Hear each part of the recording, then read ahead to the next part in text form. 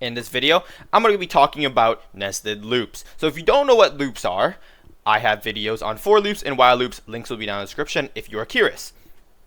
But what is a nested loop? So let's make a for loop for I in range 5, which basically means that you're repeating whatever command you put in here 5 times. So for example, if I wanted to print hello 5 times, you put for I in range 5, and you would print hello 5 times.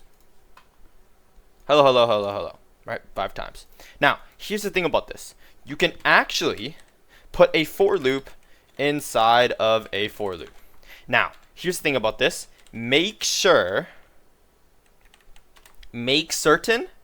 to change the variable, because I here is going to be the same I down here if you use I. So you do not want to use for I in range 5 and for I in range 6. You want to change the variable. Usually it's going to be changed to J if you have a nested loop. If you have a triple nested loop, maybe use K. Maybe use K in range whatever 7, I guess. Now I'm not going to be talking about triple nested loops. I'm just going to be talking about double nested loops. But what does this basically do? Well, what this basically does is run the first iteration of this for loop. So in the first iteration of this outer for loop, you run the inner for loop entirely. So we are running this inner for loop 5 times. And this inner for loop is running this command 6 times. So you can already take a guess how many times we're going to print hello here. So if we run hello 6 times, right? And then we run the same thing 5 times, we print hello 30 times, right? 6 times 5, well, okay, I did that backwards. 6 times 5 is 30. So we printed out hello 30 times here. Now, why is this useful?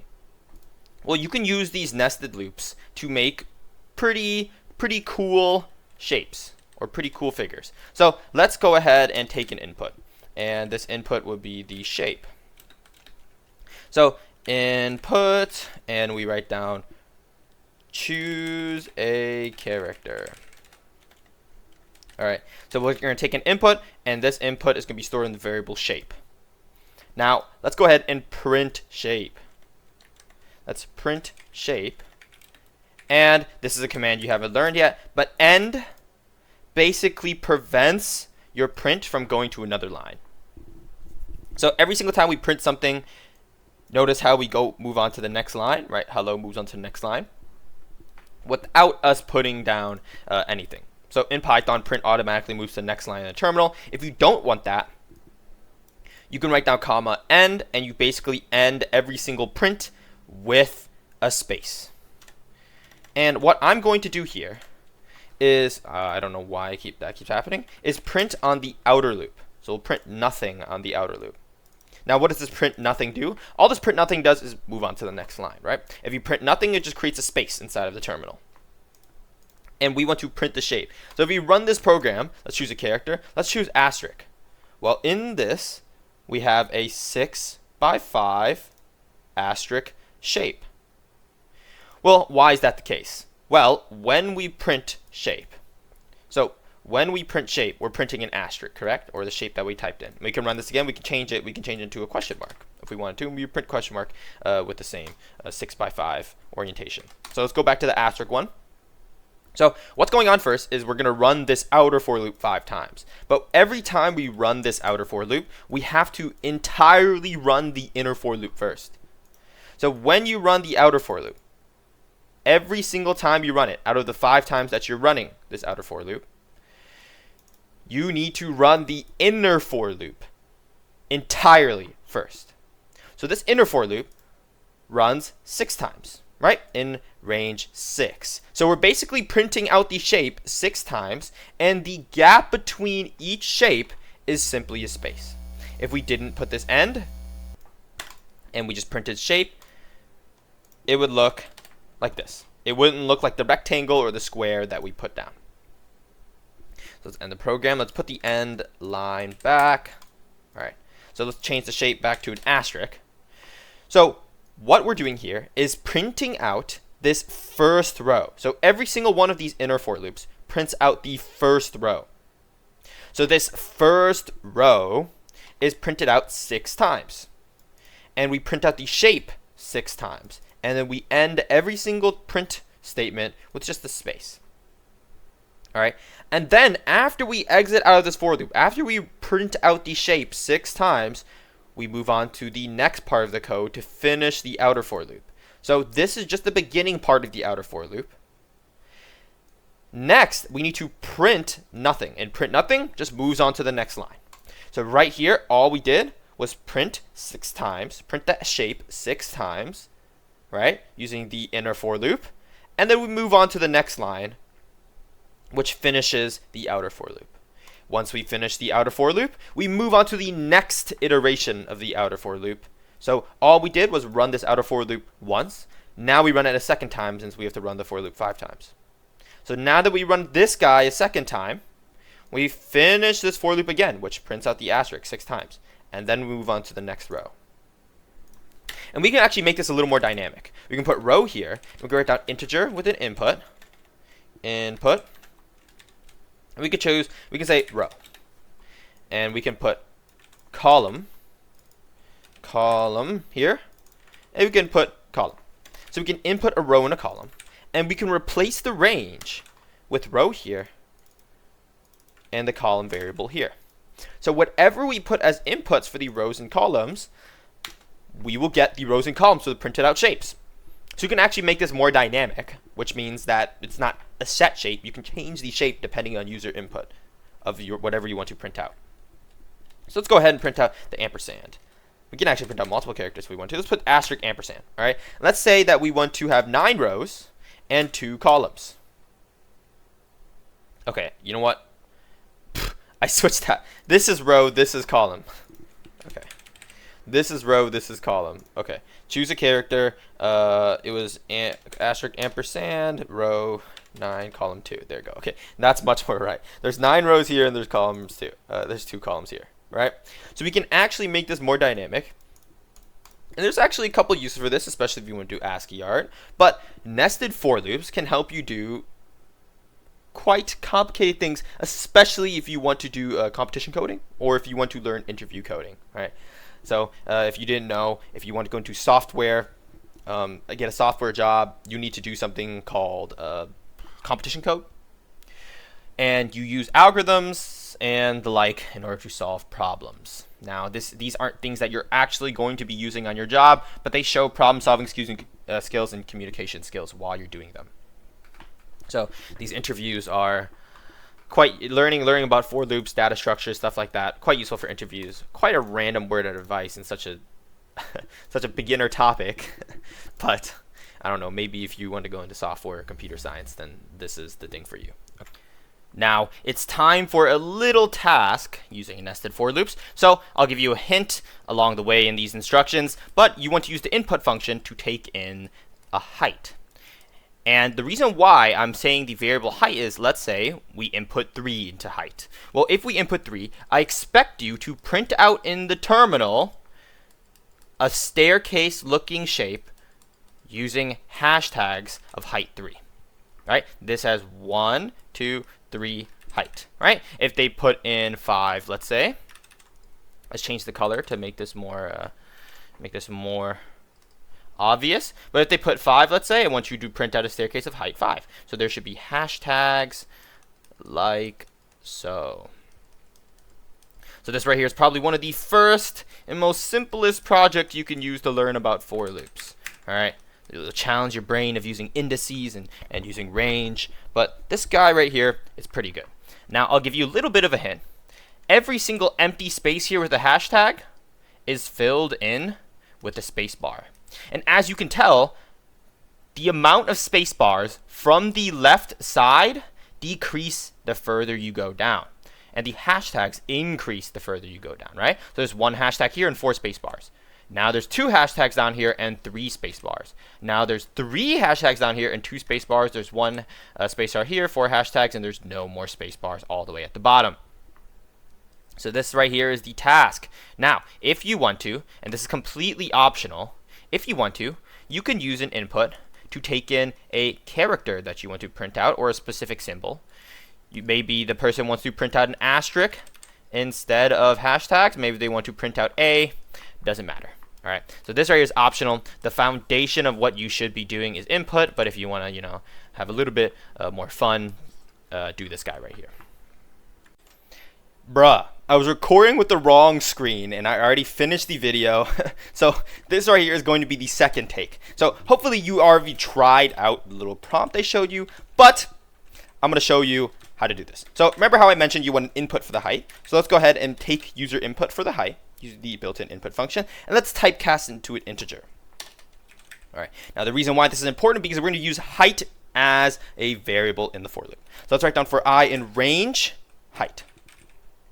Okay, remember what I said about in range. Remember what I said about height, or this outer for loop being the for loop that determines the amount of rows there are. So if you go back, right, this input right here in the range for the outer for loop determines the amount of rows there are inside of your output, inside of your print. Now, if I put for I in range height, we have the amount of rows, right? We have the correct amount of rows. Now, let's go ahead and make a for loop for the amount of times we print spacebar. Now, remember, and let's actually show you an example of what I mean by this. Remember that when you print the staircase, you have a, oops, that should not be there. You have a staircase. And there's spacers, there's a certain amount of spaces on the left side. So we want to print these spaces first since they're on the left side. So this for loop right here is dedicated to printing the amount of spaces. Now keep in mind, the amount of spaces we print on the first time is 3 in the case of a height 4 staircase.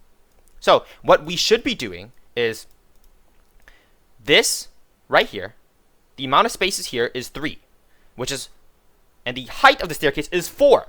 So if the height of the staircase is 4 and the amount of spaces is 3 here, then the amount of spaces right here on the first step of the staircase should be height minus 1. So since the height of the staircase is 4 and right here is 3, 4 minus 1 is 3, right? Now the next step should be height minus 2, right? This is 4 minus 2, which is equal to 2 spaces here. The next step should be 4 minus 1, and the next step should be 4 minus 0. Wait, what am I saying? 4 minus 3 is 1, so we have 1 space here, and the next step should be 4 minus 4, which is 0. We don't have any spaces on the left side of this staircase. So how should we write this? Well, we should write this as height minus I. Now, this right here is still not fully correct, but I will cover it soon. But remember, this for loop right here is dedicated to printing out the spaces. So let's print out a space and end it with nothing so we don't move on to the next line, right? If we keep printing the space bars, it's just going to keep moving on to the next line. Now, the next thing we want to print out is the amount of hashtags. So the amount of hashtags is determined by the steps, okay? The amount of steps there are. So it starts off at 1, 2, 3, 4. So the last step should be the height of the staircase. You should print the amount of hashtags or asterisks, or whatever character you're using for your staircase print, the same amount as the height of the staircase, right? So the height of the staircase here is 4. Therefore, we're printing 4 asterisks at the bottom. If we had another staircase where the height is 5, right, then we have 5 asterisks at the bottom. So you should assume that I is what dictates the amount of times we print this. Now, still, this is not fully correct, but we're getting there. So let's use hashtag as the symbol, and let's end each print with not a new line. Now keep in mind, once you print everything here, right? Once you print the first step using these 2 for loops, you need to print out the next step. And the next step requires you to move on to the next line. That's why we're printing out print here, outside of both these for loops. So if we run this code, we're not going to get what we want. If we want a height of 3, we actually just get a height of 2 staircase with an unnecessary space here and an unnecessary space here. Why is this wrong? Well, because this outer for loop right here actually starts I off at 0. So if we print out the range function, right? So remember, for loops go over an iterable. If we print out the range function and we print out height, what actually happens is we get a list generated by the range from numbers 0 to 4. Therefore, I starts off at 0. Now, this doesn't make sense, right? Remember what I said about the staircase. The amount of spaces we should have on the left side should be height minus 1 first. But I starts off at 0. Since I starts off at 0, how do we do this? Okay? Well, we can actually change the range function. So we can start the range off at 1 and end the range off at the height. Okay? Now, why is this height plus 1 important? Let's actually show you. So let's go ahead and print out what this range is actually doing. We do height plus 1. We print out, let's say, a height of staircase 5. We actually get a staircase of height 5. We get what we are intended now. All right, so this range right here, we already covered why starting off I at 1 is important, right? Because height minus 0 doesn't give you the correct amount of spaces. Okay, and range, right? If you print out the hashtag 0 times, because I starts off at 0 on the first iteration, that's not what we want. We want the first step to have 1 hashtag, right? So I needs to start off at 1. That's why we put the range 1 here. Now here's the thing about the end. This is why you need the height plus 1. Because I ends off at 4. So this outer for loop ends I off at 4 if we just simply used range height. Okay, this right here is correct now. But if we use range height, you end I off at 4. Well, here's the thing. Remember, the bottom step needs to have the same amount of hashtags as the total height of the staircase. But if we write down range height only ends at 4, but we inputted 5. So we actually inputted 5 here on the staircase, right? So since this height right here, if we put range height, ends off at the number 4, that means we're going to print out, if height was 5, that means we're going to print out we're going to print out hashtag 4 times at the very end, which is not what we want. We want to print out the amount of hashtags equal to the equal to the height of the staircase. Okay. Now that's a lot to think about. But keep this in mind. Read the code, really stick with it, and you'll understand it. Okay. I know for loops can be quite annoying to work with, but yeah, you're gonna have to get used to this because for loops, as I said, pretty useful for competition coding, which is what you're going to be getting on your software interviews. If you want to go into CS, of course, and if you're learning this at a very young age.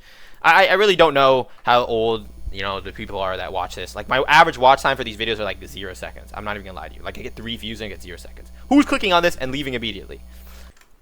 But hopefully you get all of this right here.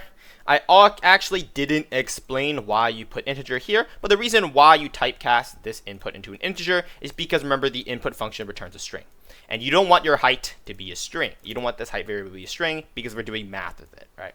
If this right here, if this height variable was a string, for example 6, right? You can't do 6 string plus 1, right? This is just doesn't work. So that's why you typecast the height into an integer.